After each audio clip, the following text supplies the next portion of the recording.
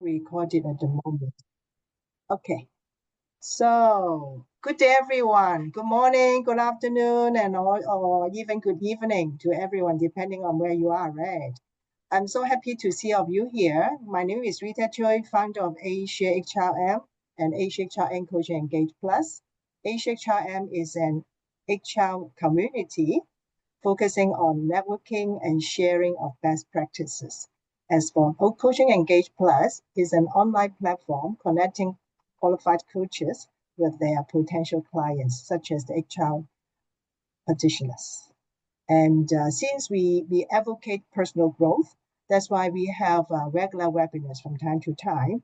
And this one is of no exception. We would like to continue with the coaching series. And the topic for today is the evolution of coaching. I look forward to seeing a lot of knowledge and experience from our speaker today. And our speaker is Simon Lee, who is from Singapore, an excellent coach. And I understand from him that he's preparing to get the ICF Impact Award.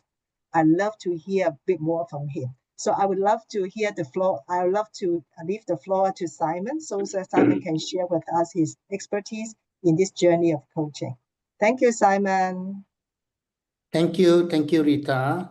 Yeah. Okay, so good morning, everyone, and I know from wherever you are. I don't know what time of the day it is, but anyway, it's good to see all of you.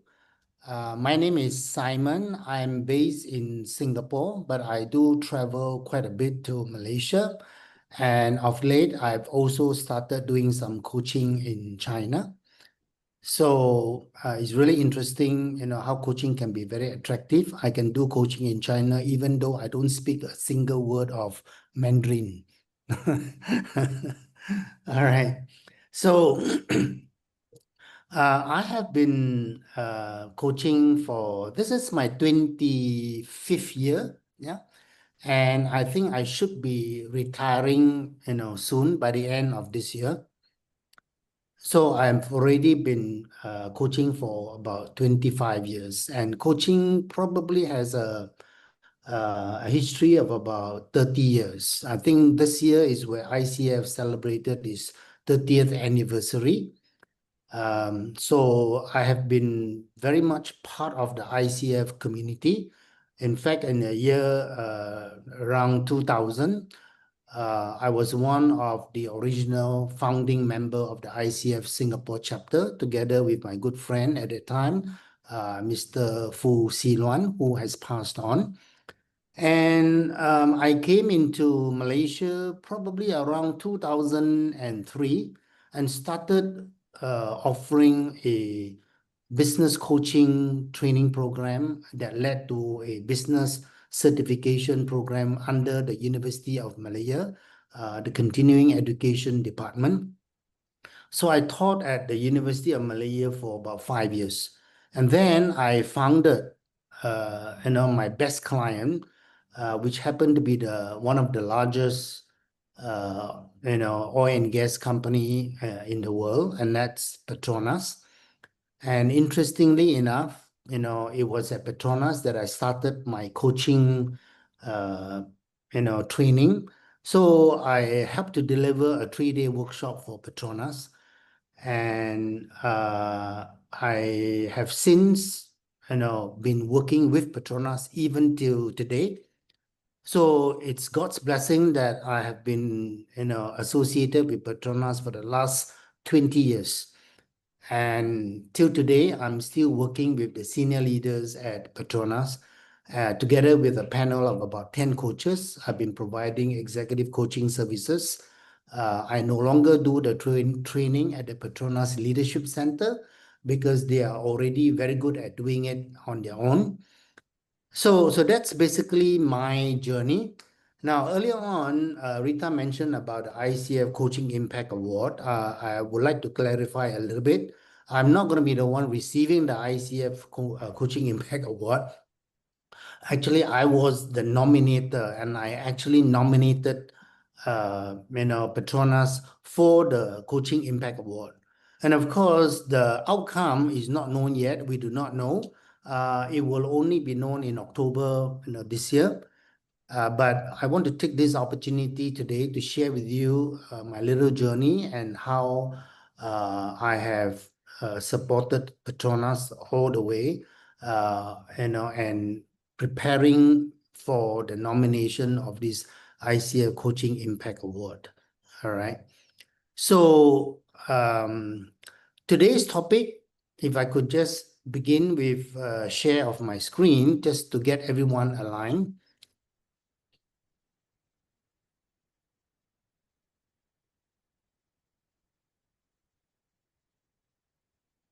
So the topic says the evolution of coaching, and you can imagine why, I somehow embrace this topic, because I've been doing coaching for 25 years already. So we're going to share with you, I'm going to share with you how I started this journey, and all the way my own observation, my own noticing about what has evolved over the last 25 years and what I see as a future of coaching in the years forward. Okay. So when coaching was first started, it actually began with live coaching. Right? Then of course we all know that people need a lot of help, but that's not where the money is. And so coaching then evolved into corporate coaching, being the theme. And from organizational coaching, we start to work with teams, not just individuals. And as you can imagine, the movement of coaching is like unstoppable. I want to give you a quick picture of what I saw in my own journey. So if you look at this picture, it is a quick summary of all the different pathways to coach credentialing. Yeah. So the ICF was among the early birds, but actually the IAC at that time, which was the original ICF, started by Thomas Leonard.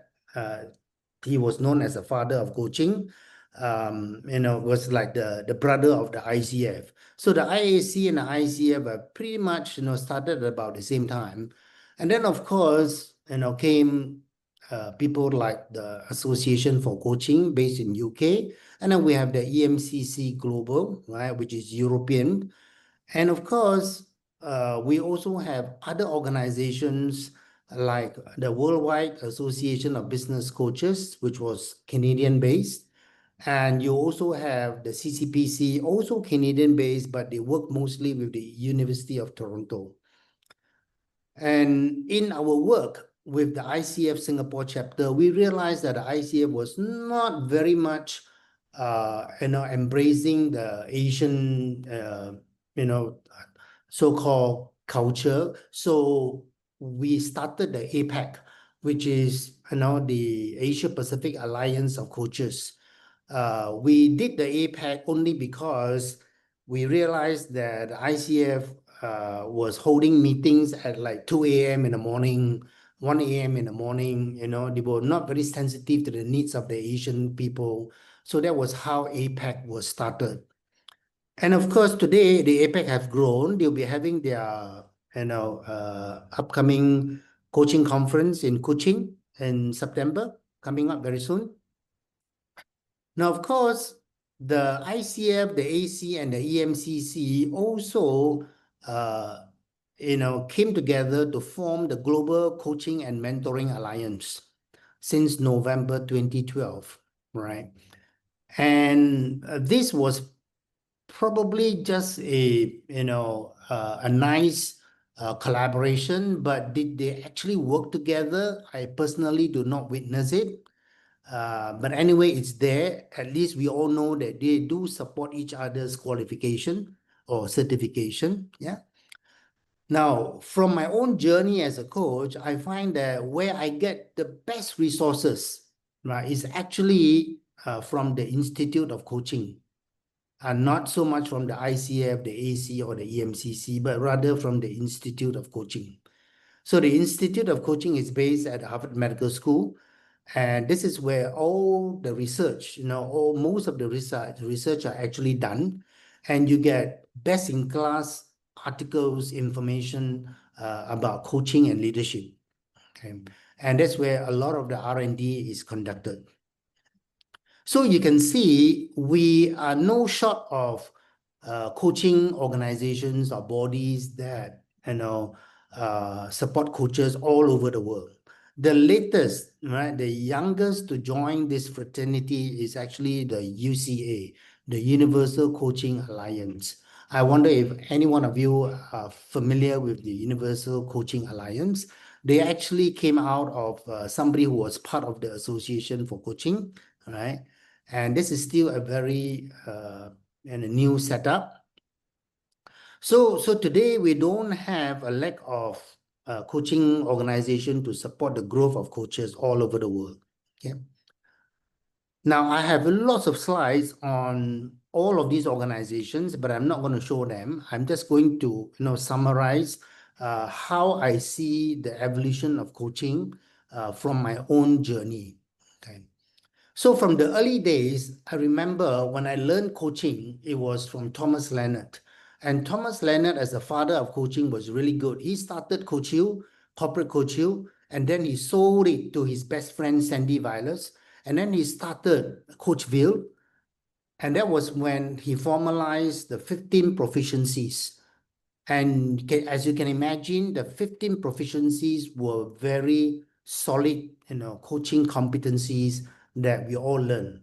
So I want to show you just two of it, and I actually embrace this a lot.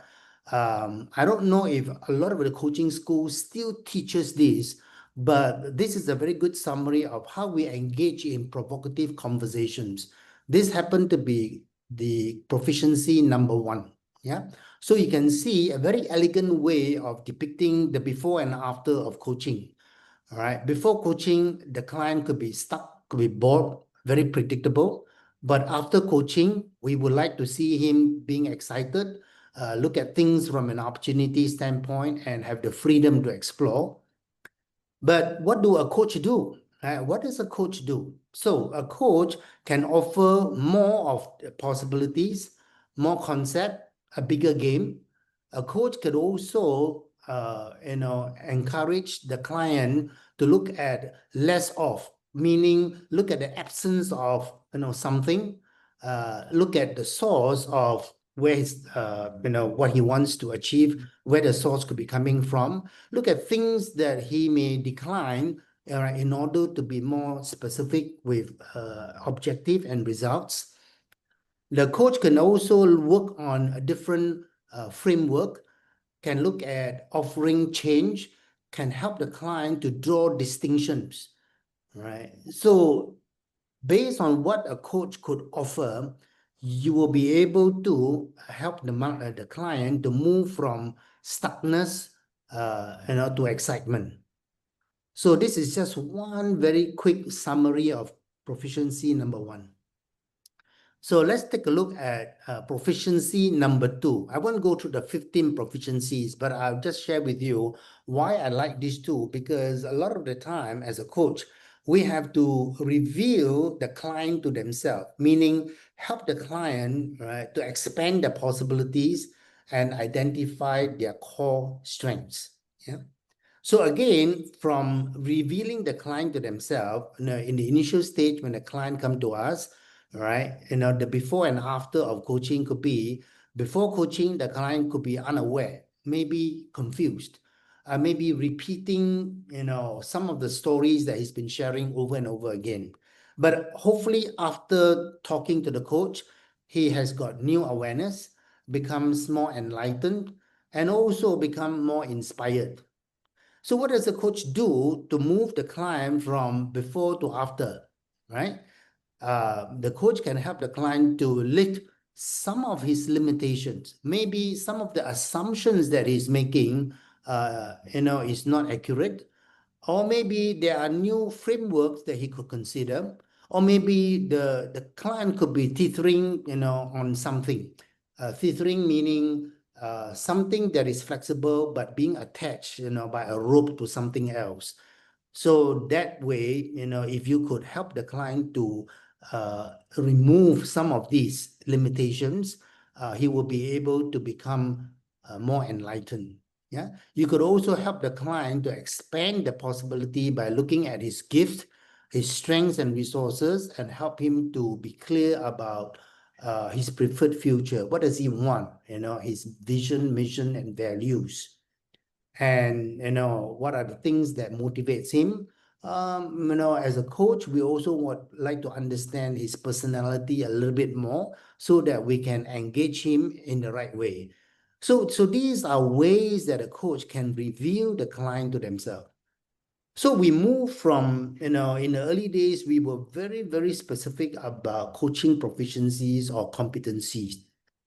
And that's why the ICF has got 11 competencies at the time. And of course, today we're talking about 8, right? The AC has got 9 competencies plus 3 if you're doing work in an organizational setting. So there are 12 competencies, right? And the EMCC pretty much mirror what the AC has, right, from the European context. Okay. So a lot of things we moved, we learn is about one-to-one coaching. But when we start to work with organizations, that's when we move into team coaching, because you don't just coach individuals, right? You also have to coach a team. So when we start to work with teams, then there are so many ways of doing team coaching. So in the early days, team coaching was pretty straightforward. But today, I think we want to expand, and give coaches the flexibility to explore a lot more, because teams are also complex groups of people, and there are so many ways to work with teams. So we have got the solution-focused approach which adopted the solution circle. You have got David Clutterbuck, who is the expert in mentoring. He will share with you his version of team coaching. And then we have got Peter Hawkins, right, who will also share his own version of team coaching. And I think each one of them probably have written 2 or 3 books, at least 300 pages long. Right? So my own journey about learning about team coaching was very interesting. When I wanted to learn more about team coaching, together with a group of people, about 20 MCCs, we all started a pilot project, with a group of people in Hong Kong.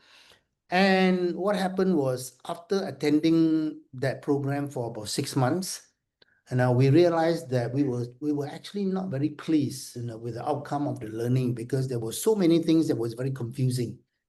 And so we decided to tell the facilitators, we said, this is like not good enough. And so what happened was, the facilitator understood that this being a pilot, they say, okay, let's continue to explore a little bit more. So we actually continued the program for another 6 months. And then that led to the birth of a certified team coaching supervision program. So you can see the growth of team coaching evolve from team coaching to group coaching to group supervision, and then you have now accreditation by the ICF, by the EMCC, by the AC. Every single body has their own team coaching accreditation program. So that gives us a lot of options, as professional coaches. There are so many things to learn, so many things to explore. But it's one thing that I observe. As we, continue to explore, there's one thing that stood out for me. I realized that we ended up, especially for people who are coach training providers, we ended up making coaches making money from coaches, right? And the market, isn't really very well, explored. And big organizations sometimes they like to embrace coaching, but not everyone is ready for coaching.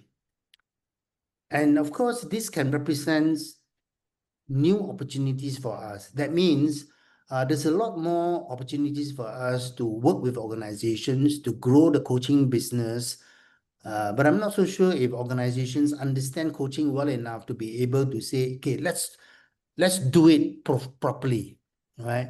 Most of the time, organizations, exploring coaching will start with leader as coach program, right? We start with leader as coach program, but sometimes organizations see this mostly like, oh, this is the flavor of the year. This year we will explore coaching. And then after a while, they realize that maybe, coaches are asking too many questions, not telling employees what to do. So they say, let's explore mentoring now, because mentoring allows leaders to share their wisdom with their employees. So they started to explore coaching and mentoring.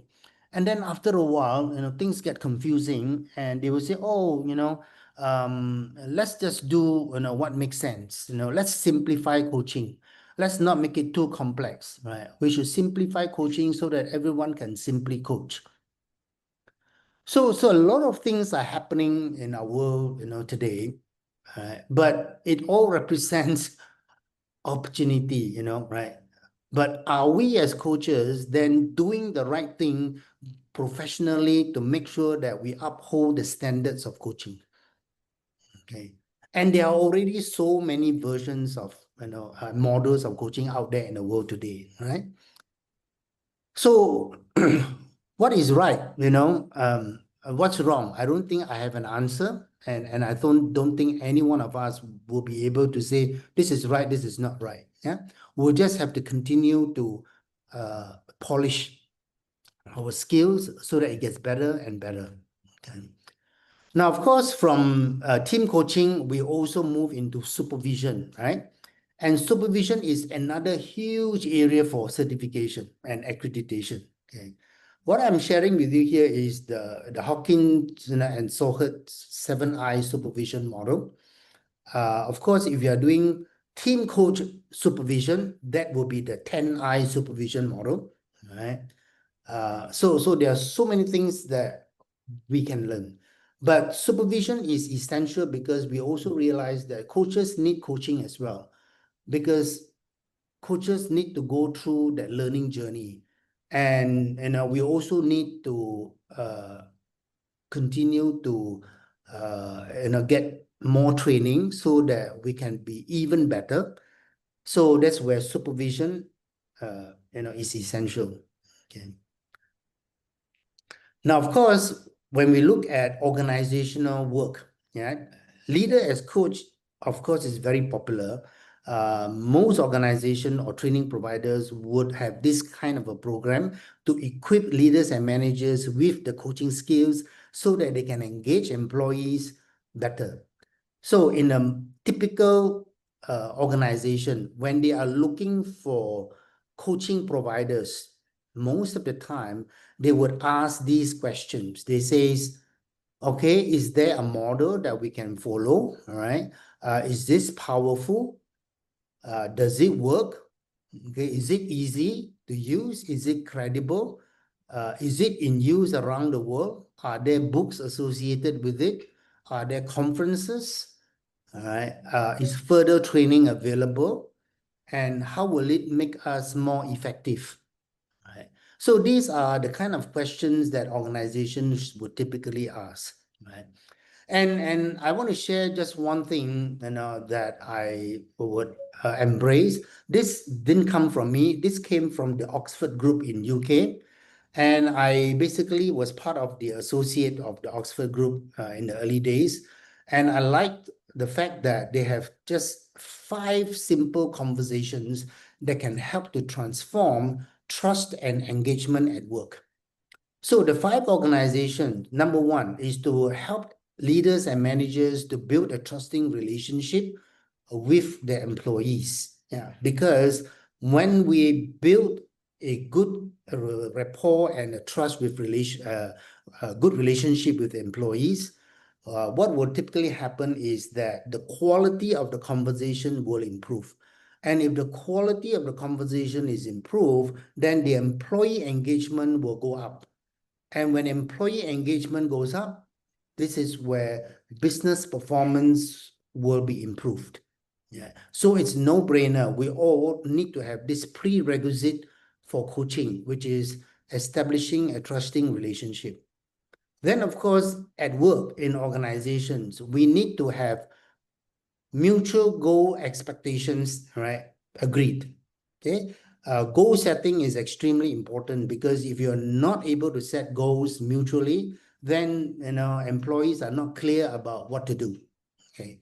And leaders also should have the courage to ask the employees, right, for support to say that, by the way, this is what I will do to help you to be successful. But at the same time, I will also ask you to make me, successful, because this is a mutual agreement. Okay. While I support you to be successful as an employee, you as an employee, right, could also help me to become more successful as a team. And also in our day-to-day conversation, it's important that we show up, right? Genuine appreciation need to, be given so that employees feel appreciated, right? And of course, there will also be the other extremes where you have got people who are, are so-called term as difficult, challenging, unhelpful behavior exhibited at work sometimes. As a leader and manager, we got to be tough. We have to do the feedback, right? So the employees are aware that their behavior is not helpful to the rest of the team members.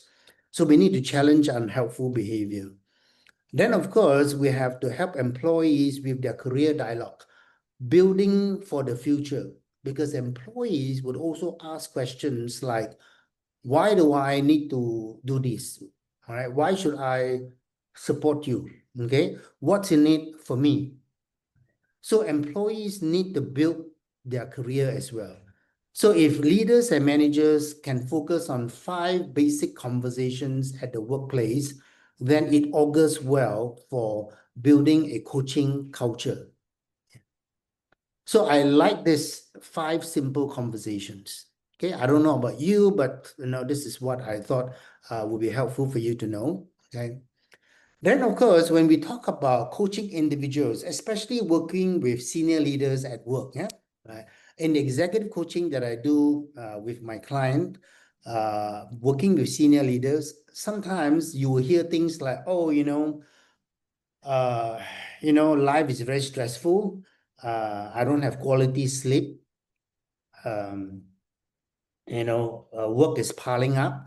I don't even have time with my family. So these are quite common. But over and above, okay, most people, including leaders, right, they are concerned about their financial wellness. So when you work with clients, as coaches, when we work with clients, we may bump into clients who could be getting by, right? We could be, working with clients who needs to feel safe, all right? Not just with financial emergencies, but also at work with their projects. We also need to work with clients who wants to achieve goals, not just career goals, but financial goals in particular, because everything is about money. Okay.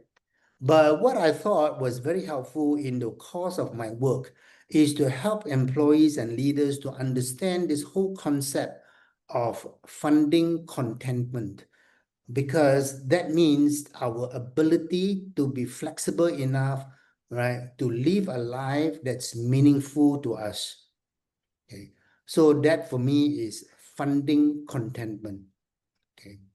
Because at the end of the day, who does not want to have a little bit more money? Yeah. So in order to fund that contentment, we need to build a mental model for better money outcomes. We need to be clear about our purpose. We need to be able to set priorities and make the right decisions, right? Which means discipline, the discipline that we need to put in place so that we can achieve the outcome.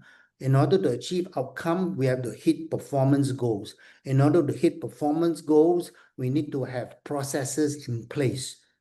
It's only when we follow the process that we will get to the performance, and the performance will then determine our outcome. Yeah. So I hope that's helpful for you. Okay. So, funded contentment is not just, becoming rich. Rich is the accumulation of more, but being wealthy. The wealthy is the ability to underwrite a life that is meaningful for us. All right, so I pause there for a while before I go on to the recipe for success. Okay, and this is in regard to the Coaching Impact Award. Okay, so I would pause there and take any questions at this stage. Feel free to ask questions or say anything that's that you want. Simon, I think there are some comments on the chat box here. Okay, all right. Yeah. Okay, let me just run through from the top to bottom. Yeah. Okay, Yeah, so informative slides. Okay, good. Appreciate that. Would you slides? We made sure. I'll be happy to share these slides with you. Okay. Coaches make money from coaches. Yeah. Okay. The opportunities for coaching business is limited. Okay. Maybe you want to, Ajit, you want to elaborate a little bit more about this. What do you mean by coaching business is limited? Ajit, is answering. Yeah. Ajit, go ahead. Thank you. Can you hear me okay? Yes, Yeah. yes. Thank you so much, Simon. It's such an informative slide. And the presentation, very well, very well. Thank you so much. The question I had was, or the comment first I made about limited business for coaches is in terms of organizations and in some countries, especially in India, the awareness and the willingness to pay for coaching is still, I think, maturing. And that's what I mean. Also, the number of institutes or the number of certification bodies, well, ICF is considered as a gold standard for coaching, but nevertheless, as you highlighted on the slide, there are far so many. And organizations, leaders are getting confused a bit as to which one they go for. One of the prominent one, which comes to my mind, which you've not listed here, is the Marshall Goldsmith certifications also, right? And there are quite a few Marshall Goldsmith certified folks around as well. So when I say limited business, it's organizations maybe not willing, ready yet to accept coaching as an intervention from leadership development point of view. And second, willingness to pay. And the third is confusion in terms of which one to go for. There are far too many certified coaches and you don't know which one is the right model, which one is the right certification, so on and so forth. So that's what I meant. Thank you. I see. Okay. So Ajit, I will share with you that when it comes to working with organizations, okay, from my own journey, my own experience, I do not have many clients, but I do have a few clients who would stay with me for easily 10, 15 years. When I first started, okay, I offer coaching previews. I would invite like 20 people to come to my coaching workshop, half a day workshop.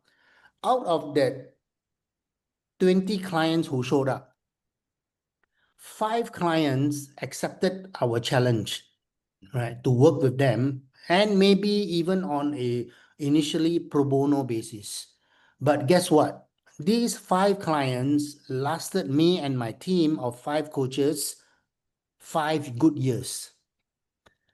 And after that, when they see the impact that coaching can offer to the organizations, they actually stick to a simple model and just that model alone. It could be just a grow model, and grow is very easy to teach, easily to adopt, and also pretty effective.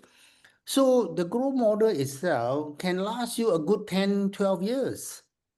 So that was what I did, in my early days. how did I manage, to work with, let's say, big organizations for like 10, 12, 15 years, and in the case of Petronas, 20 years? Again, I started with just equipping their internal trainers and coaches with their coaching skills. And after that, I just created a 3-day workshop manual for them, and I give it to them. But the moment they started to implement it, they realized that, oh dear, our internal coaches, also are new. They do not know that much. They need help and support.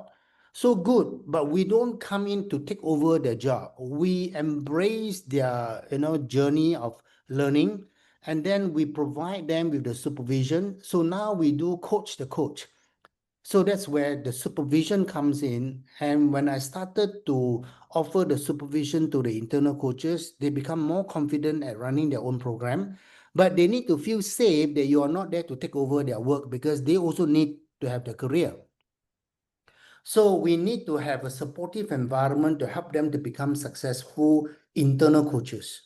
So if you ask me today, I think internal coaching is a growth market today. External coaches, I mean, for people like me, 25 years of experience, I don't have to worry so much. I'm going to retire, like I say, end of this year. All right. But for people who are new coaches, okay, you need to really just go out there and do some internal coaching in collaboration with the internal trainers. Okay, so do not compete with them, but co-create a coaching culture with them.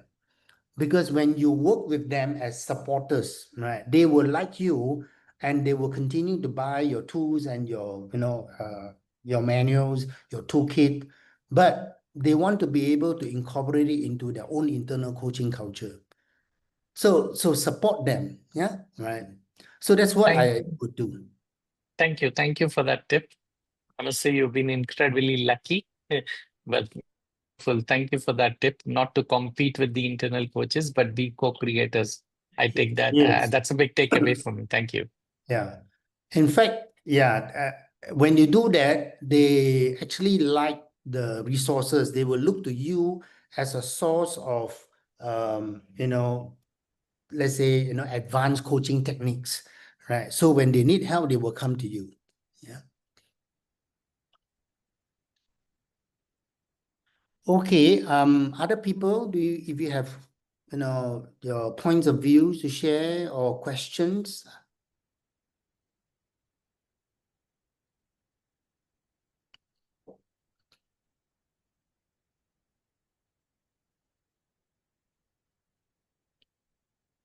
Ajit, you also mentioned a little bit about the Marshall Goldsmith.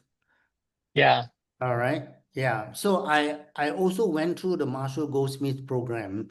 Right. I think it is a very elegant program for working with leaders in organization. I like the fact that it is stakeholder-centered Yes. process, because whether we like it or not, when we are working with senior leaders, it is very often that the leaders themselves, in order for them to change a leadership behavior, they need to enroll the support of key stakeholders who are important to their success. Right. Yeah. So the stakeholder-centered coaching process is pretty elegant, and it is also very similar to Dr. Richard Boyati's model, right, that he shared at the Case Western Reserve University. Okay, pretty much a strength-based, appreciative leadership approach, right? Because they are all part of the Dr. David Cooperrider movement. Okay. So, if I may just ask one more question on that, Simon. In your experience, do organizations specifically ask for certification from EMCC or ICF or Association of Coaching or anything, or they don't really bother? What would you say? Because as a coach or as a new coaches that are coming in, I sometimes wonder that, okay, if I have ICF, should I get EMCC? Should I get this? Should I get that? And what should how many feathers to add on your cap, Okay, so I will share with you that when I work with some organizations, even the senior leaders, the CEO of a leadership center, right? They would they have this story to share. Yeah? They say, you know, Simon, when I was running the center, I actually would like to see our trainers and internal coaches being credentialed. I would like them to be certified. Okay. But what happened was as they go through the training, they actually like the whole idea of certification. But when they have to sit through a credentialing exam by the ICF, they were kind of discouraged when they found out that they have to answer 3 hour long, questions, 81 case study, best answer, worst answer, so they get turned off.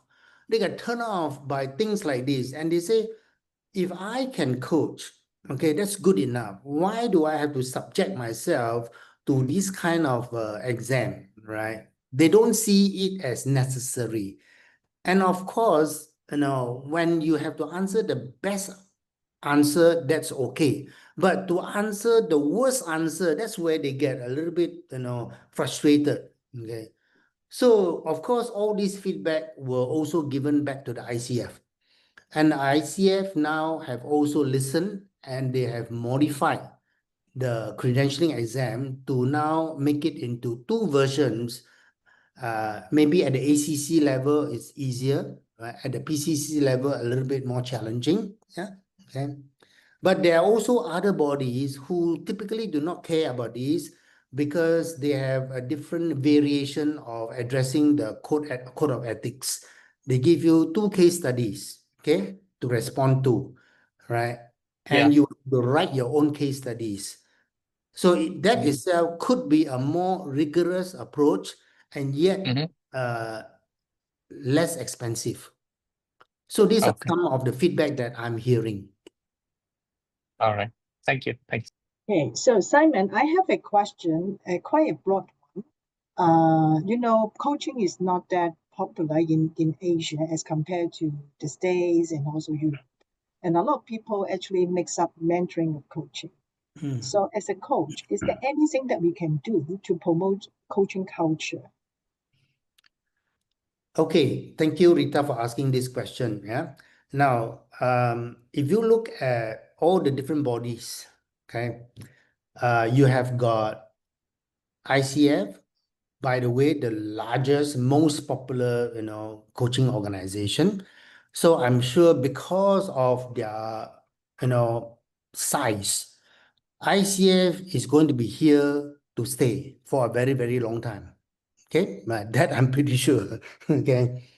And most organizations will say that ICF is the gold standard. Okay. But I will also share with you that increasingly, right, there are some people who are voicing their so-called displeasure with just coaching because organizations want something bigger than the ICF and they want both coaching and mentoring. So today there is an increasing, a growing discontent with what the ICF is doing. So there is a much bigger chapter, a group of people at the regional level, transitioning over to the EMCC. So I see a growing population of ICF coaches transitioning to the EMCC because it allows them to explore not just coaching but mentoring. That is, by the way, just my own observation. Yeah. Okay. I could be wrong. Okay. Just my own observation. Okay. So I don't think, the EMCC can replace the ICF, but it offers you another, opportunity to explore mentoring other than coaching. Okay. So in organizations that I work with, I will also hear things like, oh, let's try coaching first, right? Our leaders need to learn how to ask questions. So let's give them the coaching skills. But unfortunately, after they learn the coaching skills, they start to say, as coaches, our employees don't like leaders to ask questions because they say, why don't you just tell me what to do? Stop asking me all these questions and playing tai chi, right? So they would say, just tell me what you want, and I'll do it for you. Okay. So then leaders became, annoyed, they are like, I don't like coaching because we keep asking questions. I don't have the opportunity to mentor, my employees, and I have lots of wisdom to share with my employees.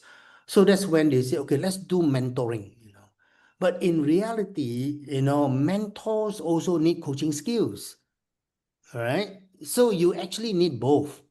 It's just knowing when to give advice, when not to give advice, when to help the employee with thinking, when to create the space for the employee to do their own thinking so that they can grow themselves.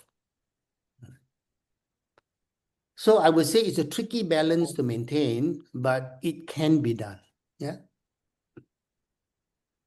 Hi, Simon. Yes. I'm JJ from one of the organization that you mentioned.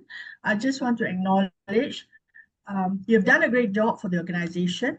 I've retired from the organization, but as you mentioned just now, facilitative leadership requires coaching skills. And the framework so far has been that together with facilitation and coaching, it has become a culture in my organization and the organization that you worked for 20 years. And it is testimony that it works because it makes life easier for the leader who had the vision way back in the year 2000 when we embraced coaching. And till now, it's easy to do work because you don't need to manage, we just coach them. And empowerment is the way forward. I think the future with the new generation, this is the way.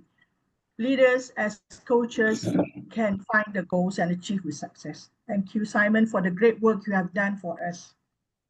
Thank you very much. Yeah, I always believe that, coaching is essential, but we coach without amplifying the word coaching, So do coaching, but don't call it coaching, People don't want to be coached, they want to be helped. So we help them.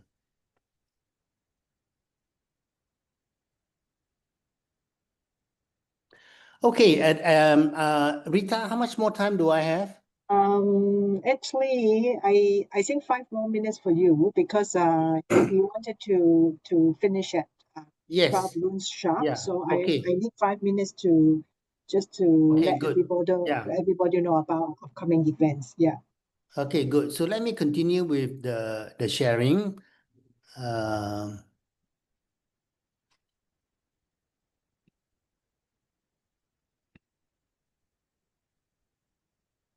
Okay, so this is the recipe for success.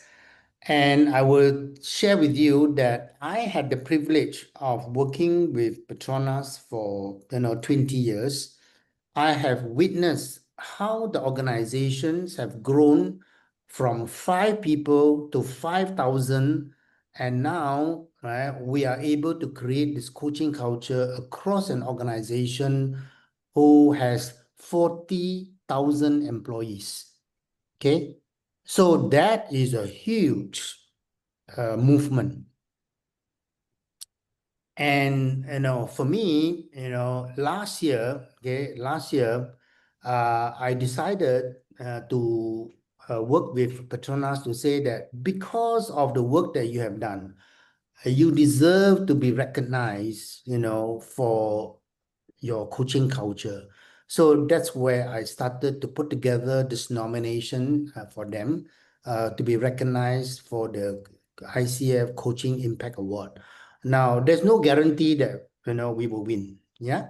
Okay. But even if we don't win, the work that has been done is already by itself worthy of recognition. So I just want to share with you that I'm going to do my very best, to do this for them, because I feel so proud about it and I feel so good about it, and they truly deserve this. Even if they don't deserve it, they would have, a good mention. The people in Asia needs to know that there are organizations, and of course, Petronas is not the only one. I've worked with some other organization as well, who is just as successful, but this is the classic one. Okay, and we use this recipe for success, in order to create a coaching culture. Okay, so number one, right, you need to have executive staff buy-in. And so, CEOs top down need to agree and support this whole culture, coaching culture, and be a catalyst for change. Okay. So the organizations need to have a budget in place, for coaching. Okay. Leadership style must involve coaching. Executive needs to walk the talk, right? And managers must have access to coaching. All right. So funding must be apportioned by departments. Okay. And this is what I have actually witnessed, okay, within the organization. Okay. Now, internal coaching plan driven from the top down, measurement from ROI to ROE, right? Measurement must be in place. And you need to be able to demonstrate, the percentage increase, whether it's employee engagement or customer satisfaction, number of employees trained, training plan in place, who receive coaching, who gets the privilege, right, to be a coach, who are the people trained, trainers, coaches, right, employees, allocation of a number of coaching sessions per leader, how many hours of coaching has been, completed in a year. All these must be part of the statistics and the data. And we will have to collect the data and showcase all of this. Okay. And then you will have to write, papers. I think the Coaching Impact Award nomination, probably will add up to about more than 20 pages, of details. Okay, right. And then you will have to present it, okay, to the panel of assessors. So these are processes that we will have to go through. How we collect the data, how we measure the data, how we monitor it, how we capture the progress. Okay. And then, of course, the influencing, the sustainability, the measure must be also in place. Who are the influencers, the change agents? How do we use the tools, right? For example, 360 assessment. If you use EQ assessment tools, right? Strength-based assessment tools, Strengths Finder, if you use them, all these must also be collected.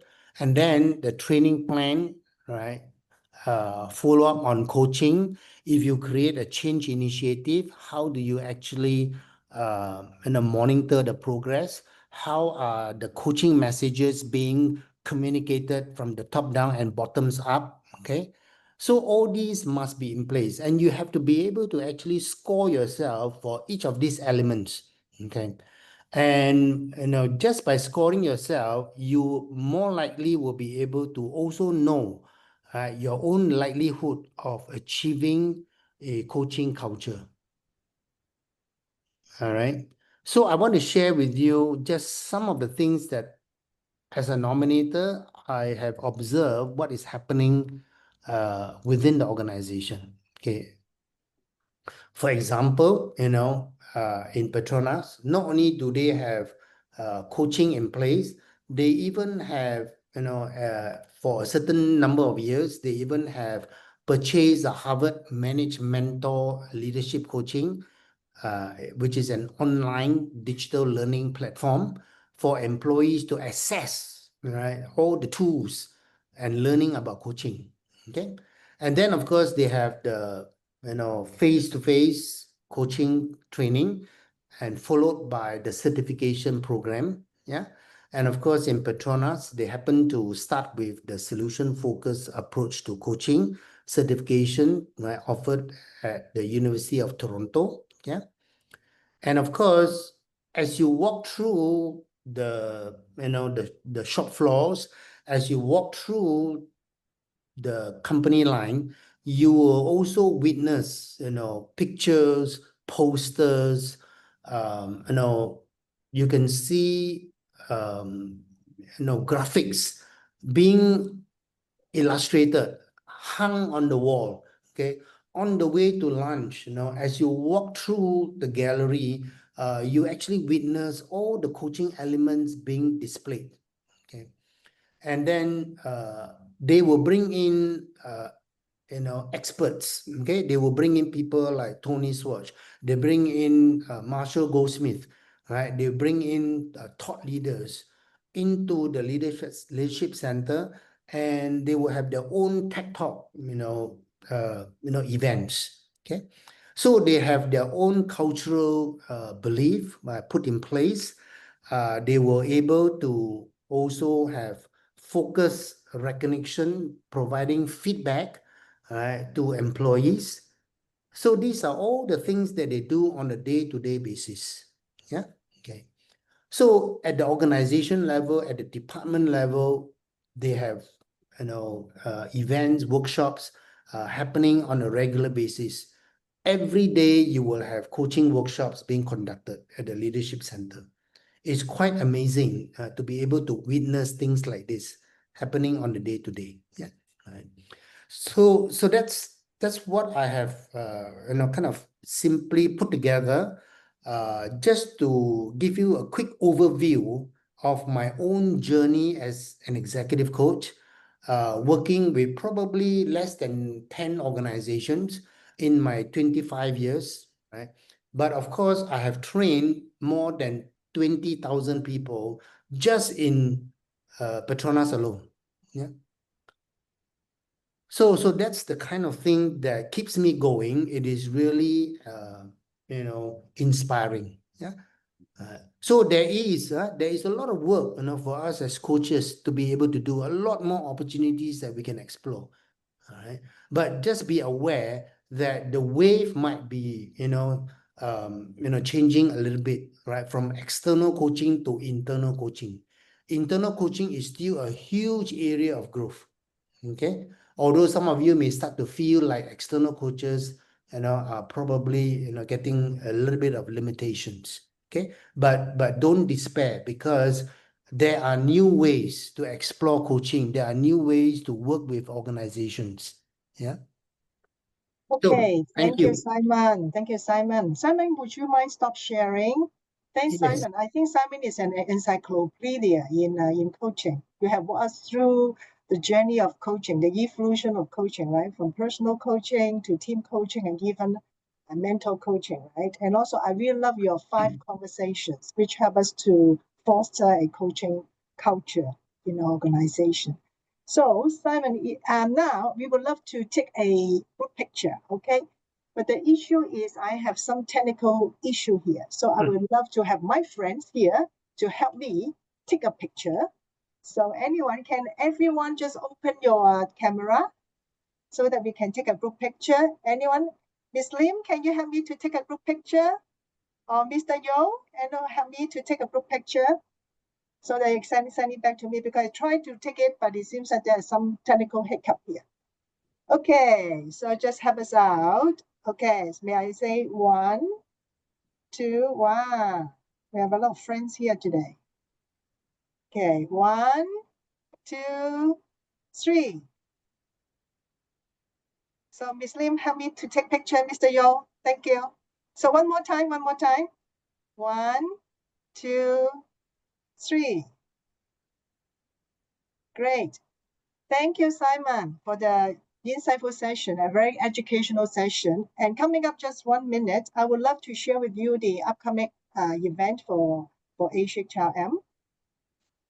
Let me see. Coming up, I think next month, we'll continue with this webinar-ish series. And then next month, we'll have an HR leader who worked in Unilever I think 14 years, and he's now sharing his experience when he was working in Unilever. I think the most attractive thing for me is how to align our personal purpose with the company purpose. And he has been working in this topic for over 10 years in Unilever. I think it's good for everybody to get some tips from him, right? From some wisdom, nugget wisdom from him. So we have already scheduled it for the 16th of September. Thank you. And then apart from that, I think 3 weeks ago in Hong Kong, we had the 6HR series. And Charles is there helping out to facilitate one of the panel discussion.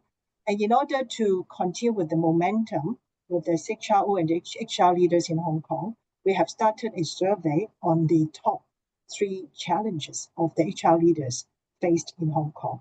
And then we have been collecting their pain points, and we are going to start a LinkedIn Live starting on the 20th of August, which is also my birthday. So congratulations. Thank you, Mr. Young. So we'll start off with the CHRO from Hong Kong Broadband to answer one of the top challenge faced by the HR leaders in Hong Kong. I'm sure that all these challenges are very familiar in different countries in Asia. Hong Kong is not alone. So we'll send out details, and I hope all of you will attend it. And we'll invite all the HR leaders in Hong Kong, also not just in Hong Kong, in Asia, to attend the session so that we can hear your voice. So this is something I would love to share with you. And that's all from today. And one more thing, feedback is very important, right? So we would love to get your feedback about this session, okay, so that we can keep on improving. Yeah, and so just scan this QR code. Is everybody able to see the QR code? Not yet, right? Mr. Yo, are you able to see it? No, not yet. Okay. Maybe a bit slower. Okay. No worries. So if in the interest of time, maybe I will just send it to all of you by email. Okay. Yeah. Thank you so much, and enjoy the rest of the day. And thank you, Simon, for such a insightful session. Thank you. Thank you. Take care. Thanks. Bye-bye.